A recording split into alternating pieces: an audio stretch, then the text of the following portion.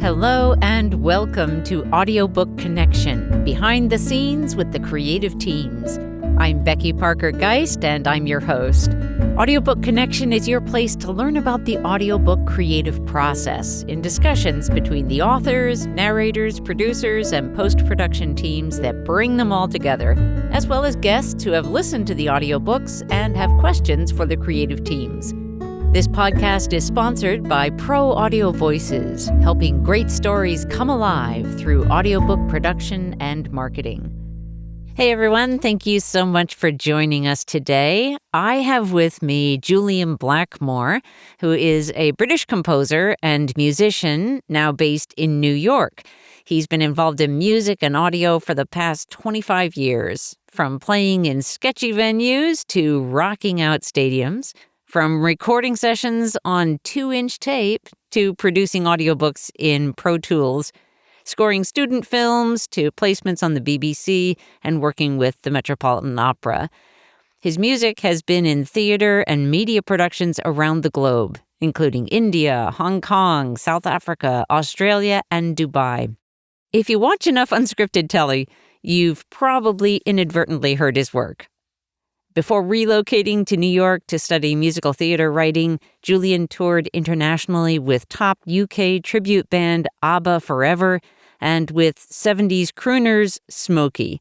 He played keyboards, sang, and hosted for the world-famous Cafe Wha band in Greenwich Village, New York City, for 8 years before the pandemic struck and forced him to put his skinny jeans into storage. His rescue dog, Parsley, tends to supervise a lot of his work. Julian, thank you so much for joining me. Thank you for having me. It's a pleasure to be here. So let's start at the very beginning. Seems like a very good place to start. When did you start writing music, if you can remember when that was? That's so long ago, right? Yeah. I think I started very, very young. I have this memory of, we had a piano at home and my two siblings who are like 7, 8 years older than me had music lessons, and I have this memory of like noodling around on the piano. There was this old Dutch cop TV show, that Vanderdam or something like that, but it was like, it had a very kind of rocking theme tune. I remember like plunking it out.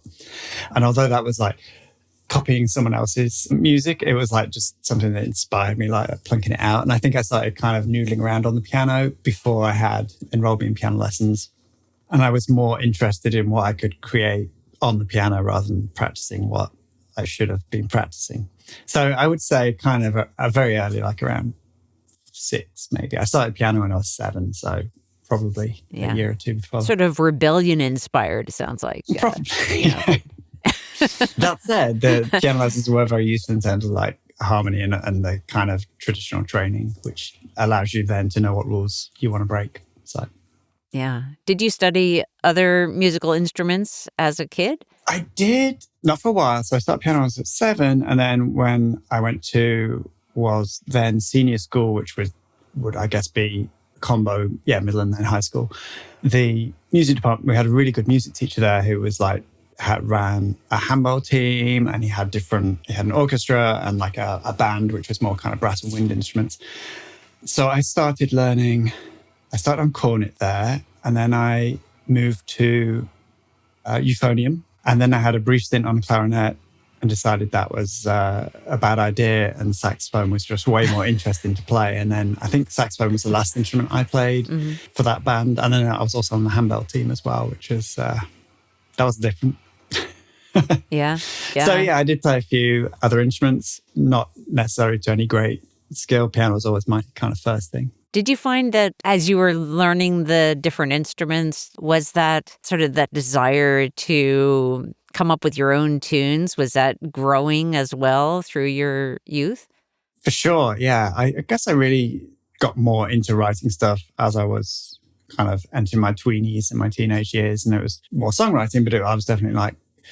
And I also, at that stage, at that school, great music teacher, he let me take keyboards home, like for the summer. And they had I think it was the Yamaha PRS 61, which is like, look, it's a terrible keyboard, really. It's not like a pro keyboard, but it was one of those home keyboards that did auto chords and had rhythms and stuff. And I took it home they had one, and he let me borrow it for the whole summer. And that was just, I think that was the summer when I was first like, oh, wow, I can do all this. And I used to do like home albums in air quotes on cassette tape, and literally just like had my like Ghetto Blaster keyboard playing, and it was just like recording the output of the speaker into the microphone. It wasn't even like a direct input, but recorded like a whole album of I say album, like 30, 40 minutes of material over that time. So that was definitely when I was like, oh, I can create stuff. And it's what I thought was really cool. Yeah. I think a friend of mine in London still has one or two of those albums. He's threatening to make them available to the highest bidder, but no one's come forward. Yeah. That's great. That's great.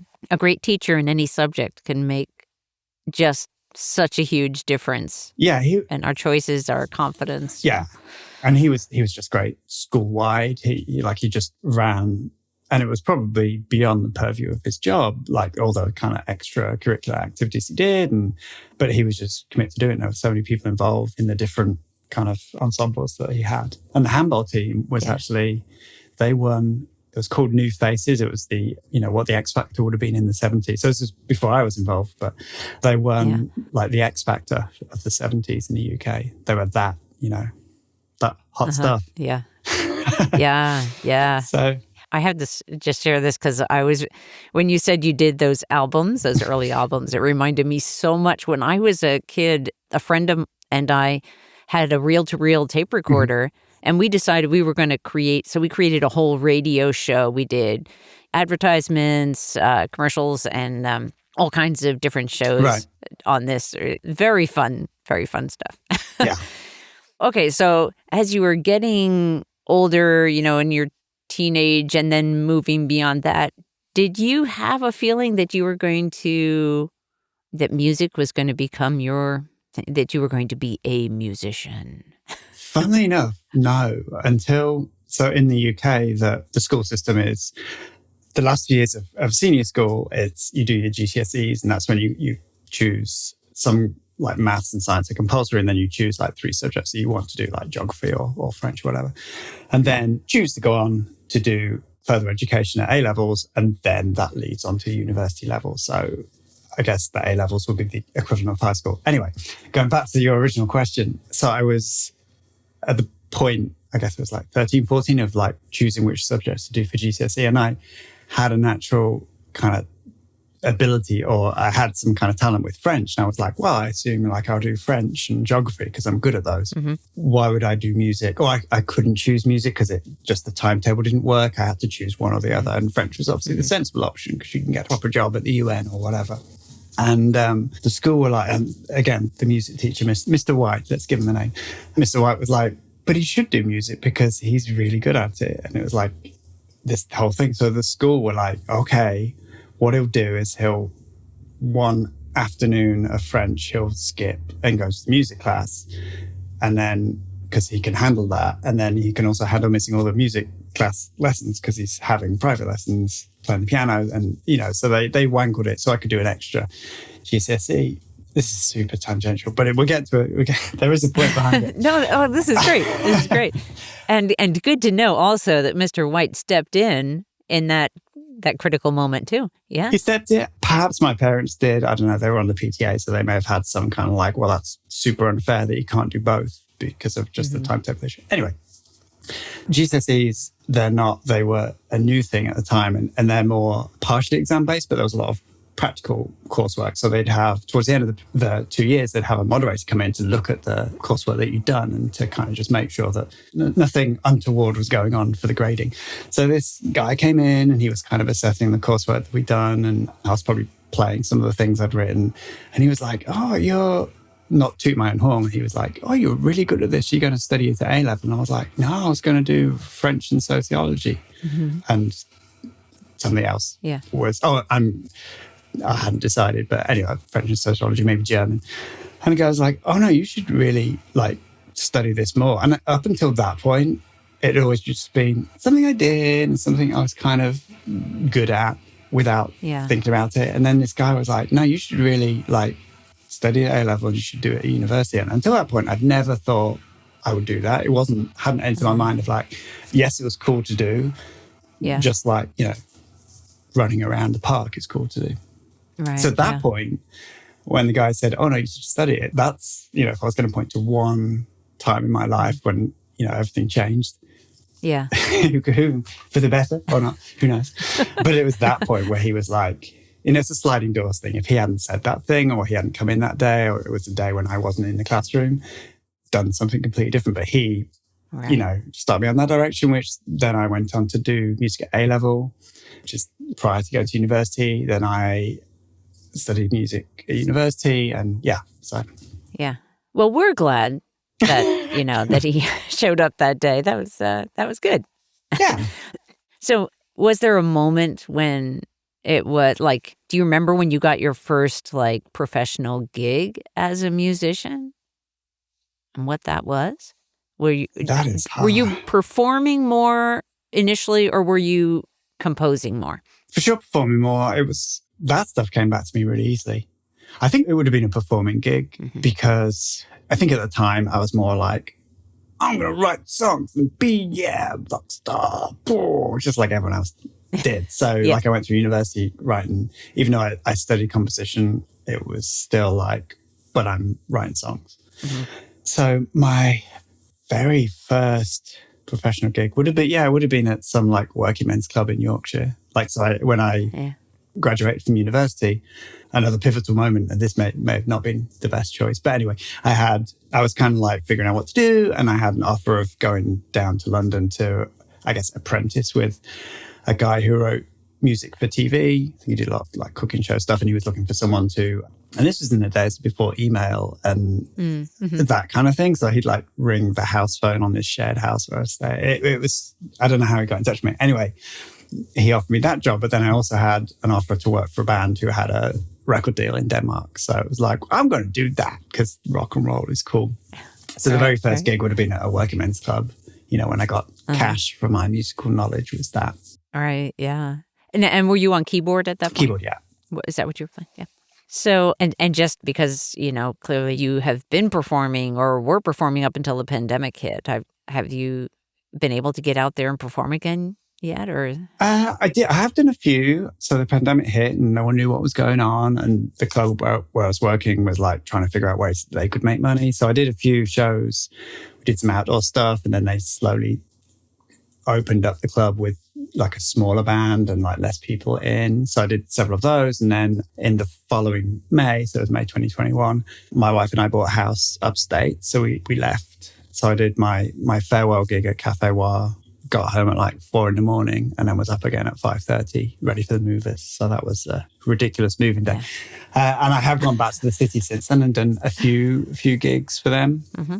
But really, the pandemic was kind of the end of the performing side. And it was good. I was ready to, those late nights were killing me, and I was ready to just sit and move boxes around a screen and say it's music.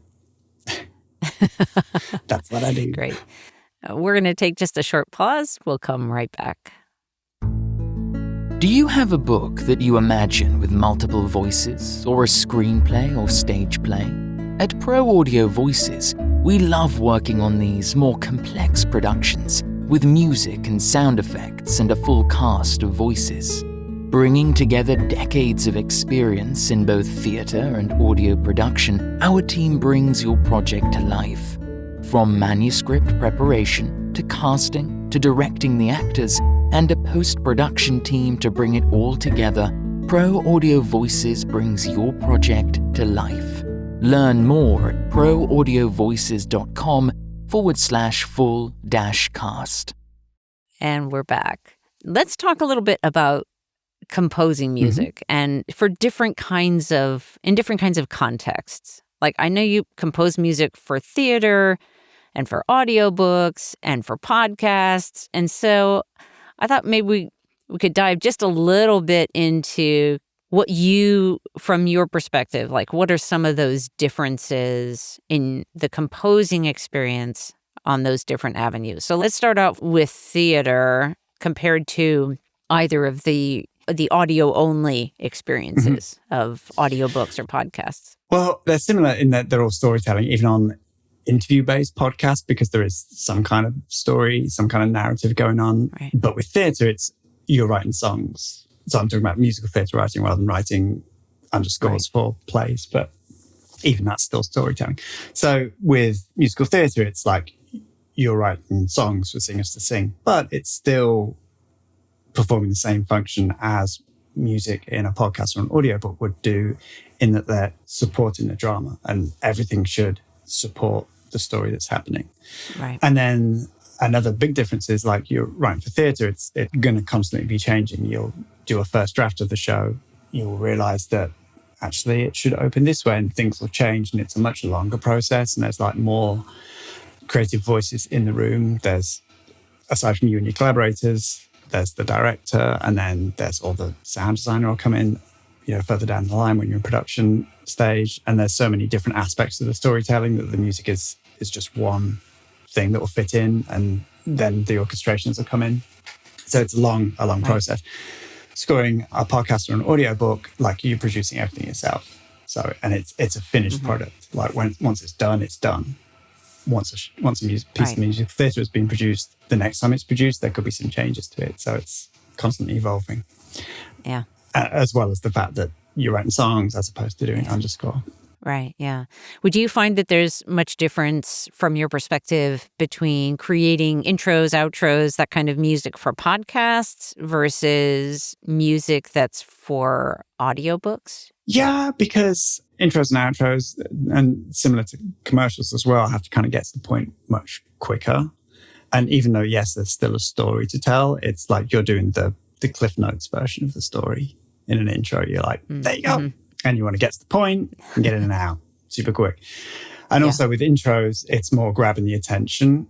And whereas when you're scoring like an audiobook, you don't want to grab the attention. You want to just support what's happening. So there's the similarity is that, yes, you're telling a story, but the how you're telling the story and your role in that is different. Yeah, I like the way you put that. I like that the role of the music in the story is slightly different. That's cool. Let's get into the weeds a little bit. Let's talk about your process. Oh, man. Let's talk about your process when creating music for an audiobook, because that's our primary interest here. Certainly we podcast as well, but let's talk about audiobooks.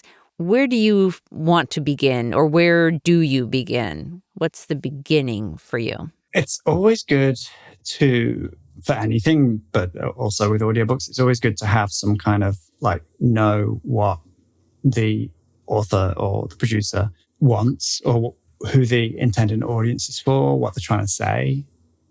Like you want to know that what's going on in their mind. Right. So find out what the overall message of the book is or the story is.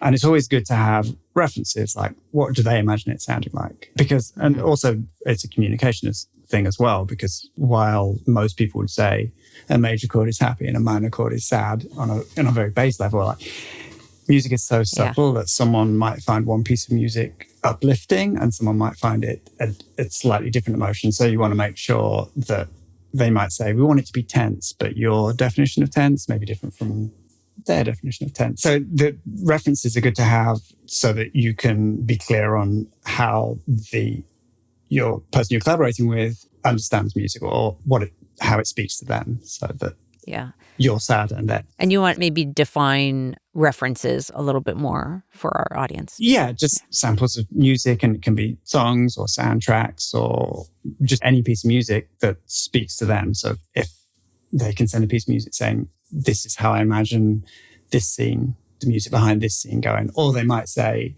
this is what I think is sad music, or I want this kind of vibe, if they want a specific genre or sound or specific instruments. Right. And even that's great, because some people may have musical knowledge where they can say, I want the sound of a trumpet, and they actually mean a trumpet, but some people don't, and some people just are mistaken. So they might say, I want a xylophone, and they actually mean a glockenspiel, which has happened before, because they have two very different, one's comedy and one can be spooky. So it references just any kind of samples of music that already exist that can help clarify communication.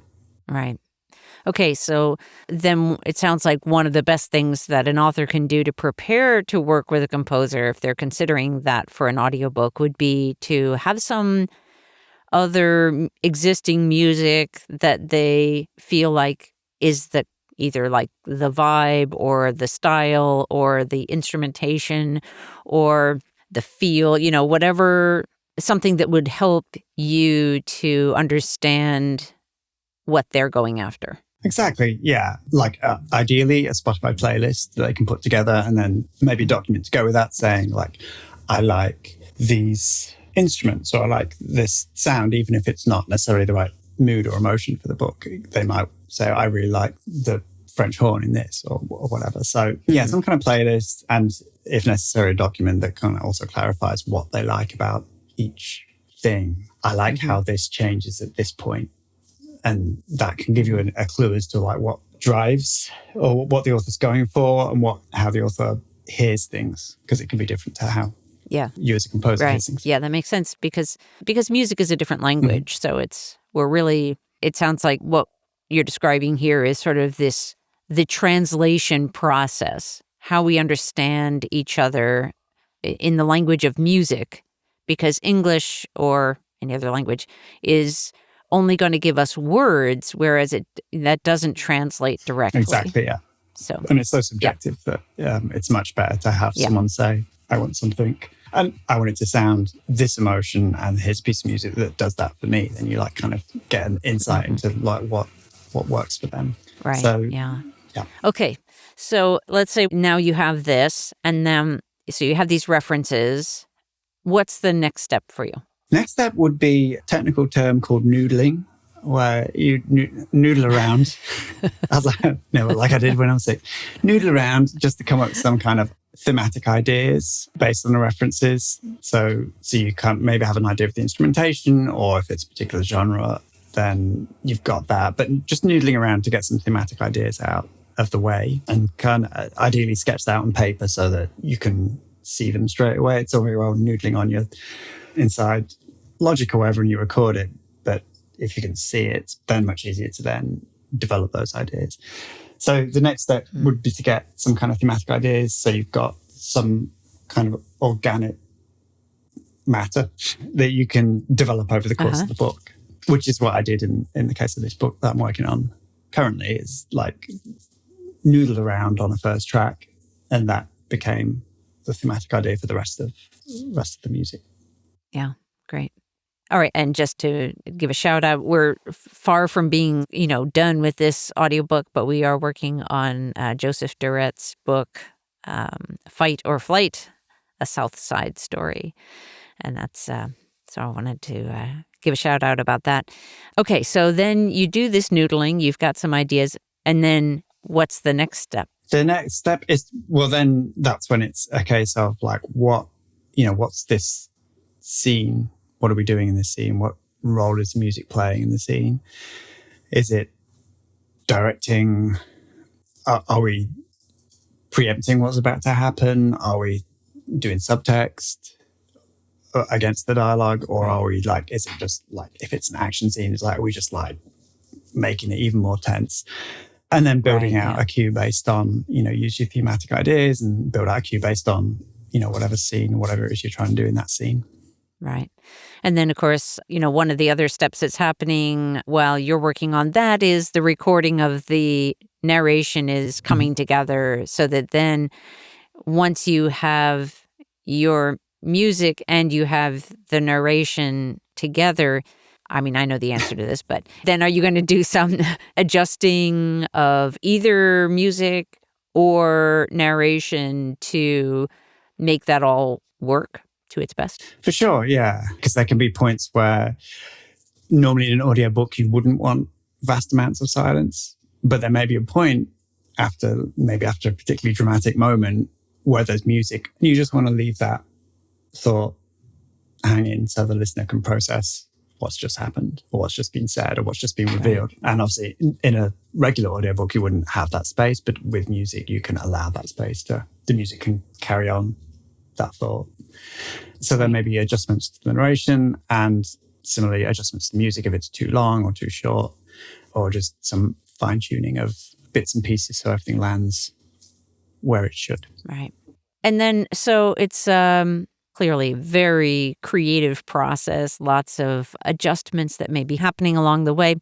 So I just want to ask, from your perspective, what are some of the hiccups that can happen along the way that it might be helpful for an author who's about to go into this kind of process for the first time? It might help them to be aware that sometimes these things can happen. Is there anything that comes to mind in particular about that? I think prepare your reference list so that if you say hip hop, there could be a billion ways of describing hip hop. So make sure your references are there. But then once you're kind of in the process, I would say be prepared for things to be different when they're recorded, as opposed to when it's on the page. Like you might be reading a chapter and think, oh, this would be this kind of music here. But once it's narrated and kind of acted out, the pace and the flow of things might be slightly different. So be prepared for things to change. Yeah, and I know that, one of the things that we warn against is, like, if you have a recording of the narration in your head, not a recording, but if you have, I know exactly what this character sounds like in your head, to be prepared that it is not going to sound like that, to allow some room for the creative process and room for the actors to be bringing their gift to the project. So it seems like that would also be a good reminder in this music process. Very much the same things, like allow room for things to grow, allow room for what you've created to become what it wants to be. And this goes back to theatre creation as well. Like you write a story and you write the show, and then you got to kind of let it go and let everyone else help. It takes a village to build a child, whatever the phrase is. But you got to let go of your creation, because other people will bring their ideas. And then my experience writing theatre has been at some point it becomes its own thing, and it starts telling you, oh, no. Yeah. This isn't what's happening here. This should happen here. And similarly, you write a book and you've spent however long, a long time, a lot of blood, sweat and tears doing it. But at some point, you got to let it go, and it can grow and go out into the world. And that's the same kind of thing. It's like actors will bring something to the role that you may not have imagined. And, if you're having music, then the music will become another voice in the book, and to allow it to do that. I'm reminded, as you are talking about that, how it becomes something of its own, that many of us authors talk about, we have an experience of our characters coming through us, rather than I have it. I am going to take this lump of clay and I'm going to mold it to exactly the way I want it. But really that there's a lot of the almost more that they already exist or are coming into existence, but we don't have full control. They tell us what they want to say. They decide these things. And I hadn't really thought about it in this exact way before, but it feels a little bit like that. If we allow the characters to come into existence the way they want to come in and say what they want to say, we also kind of need to give them a chance to grow up and not try to hold them so tightly that we're trying to fix them into some kind of mold that we have come up with. Yeah, absolutely. That's nail on the head right there. You got to let things grow. Like I said, that was my experience in theatre, but it's all different forms of storytelling, like whether it's film, theatre, or audiobooks or whatever. It's you create something and then it becomes its own, it has its own energy. So yes. And then, of course, Frozen has a whole song about let it go, let it go. Speaking of music and letting go. Yeah, that's great. So I feel like you've really kind of walked us through the process of this creation, which is, the creating music for audiobooks, which is our particular interest. So I just want to thank you again for taking this time with me. And this again is Julian Blackmore, composer, musician. And we are at Pro Audio Voices just so thrilled to have you as part of our team. Oh, I'm very happy to be on it. And thanks for having me today. It's been trip down memory lane. Oh, there you go. All right. Thanks, everyone, for joining us. As always, if you have questions about this podcast or about getting your own audiobook produced, please reach out to us at proaudiovoices.com. Thanks. Thanks for joining us for Audiobook Connection, behind the scenes with the creative teams. Please take a moment to subscribe at audiobookconnection.com. The podcast is sponsored by Pro Audio Voices, helping great stories come alive through audiobook production and marketing. Learn more at proaudiovoices.com. Again, thanks for being with us, and please join us next week.